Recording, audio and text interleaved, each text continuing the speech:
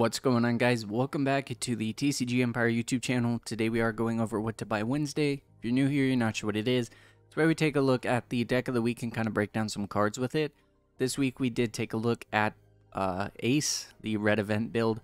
So we're going to take a look at some of the key cards within it, and then actually some of the changes within it and see how the prices look. So first things first I'm going to talk about is the Ace leader. Now Ace, again, when it first came out, you know, $4.85, nobody wants to pay that for a leader. Now it's really course corrected down to about 12 cents, and you can honestly get one for, you know, 10 cents, 5 cents, 2 cents with 99 cent shipping. I would recommend, you know, seeing if maybe you have a friend that can just give you the leader, and if not, then you have to order one. You only have to buy one since you can only run one leader, so definitely recommend picking it up. But you should be able to get it free off of a friend or maybe from a local game store where you don't have to spend, you know, shipping and stuff. Next, we have the Ace character card. This is the SR from OPO2 Paramount War. Its on play is really solid. When you play it, gains rush and you give -2 or -3k to 2 of your opponent's characters. So with this Ace and the erratas that are not erratas, but restrictions that have gone live within Whitebeard and Ace specifically as decks, this might be better to play, and it might be more of a 4 of, and it might be, you know, kind of the card that you focus around for your win con if red still does well. So due to red being as popular as it has been, it has gone up in price over the last 3 months. But honestly, with the destruction of red and Zoro kind of being the better deck right now for red, I can see this going down to about $5. So I would wait a little bit to get them, but do keep in mind that if Whitebeard and Ace kind of do see more playability and they're built differently, they might be targeted towards actually utilizing this type of Ace character as a whole rather than going for the 9-drop Whitebeard and things like that. It might be a more aggressive build rather than defensive, so they could go up to $9 too. So I'm going to say it's going to be somewhere between $5 and $9.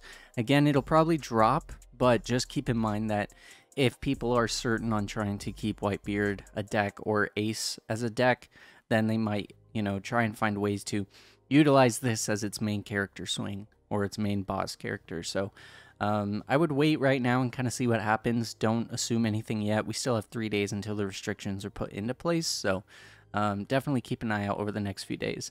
Next, we have the 5-drop Marco. Now, when this card first came out, it was around $40. It dropped to 16, went up to 19, and has gone down to about 10. This is a super solid card in any red deck, so I would definitely recommend picking them up. Keep in mind that when you're on TCG players, sometimes it shows Japanese, but they have to announce that it's Japanese, so you're going to be looking to spend somewhere about $10.50 per copy or $10.75. So that would be $21.50 per copy. So you're looking to spend about $43 for a playset, which isn't bad due to the playability with this and, you know, Zoro becoming better than ever because of Whitebeard kind of going downhill in Ace. This Marco is going to see more play. So I would definitely recommend picking up the copies now before they bounce back up, just because Zoro is so dominant without Whitebeard being in format.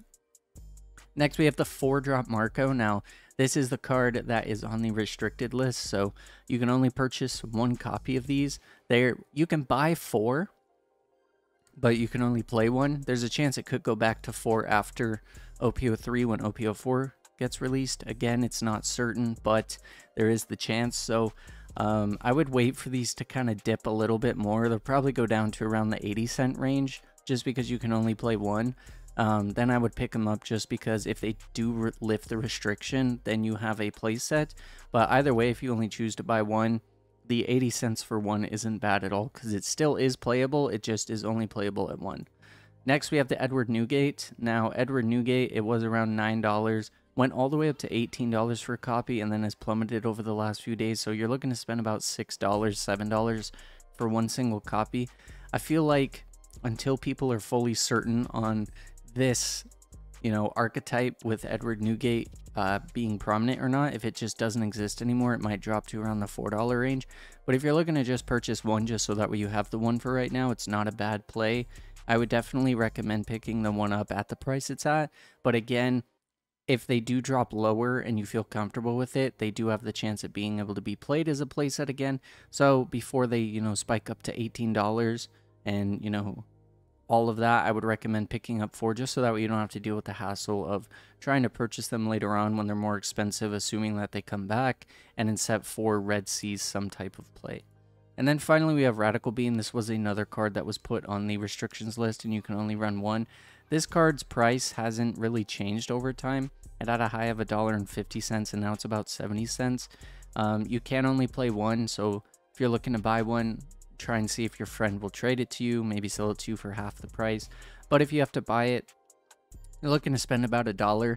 But again, this could get the restriction on it could be lifted after set 3, so you could go back up to 4. So if they go down to around 50 cents, don't feel uncomfortable buying a playset.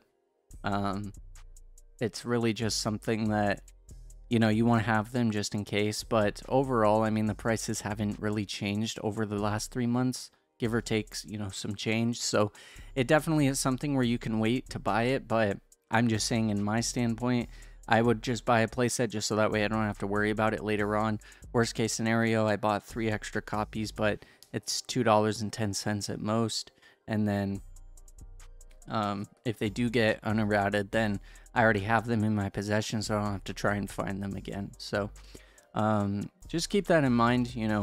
These are kind of my points and how I look at buying cards. I'm just sharing the info on how I do it and what I might do, and it might help you guys feel more comfortable as to how you want to do things. But I want to thank you guys for watching today's video. If you did enjoy it, smash that like button, subscribe, turn on post notifications. Otherwise, I will catch you guys in tomorrow's episode of Trash Deck Thursday.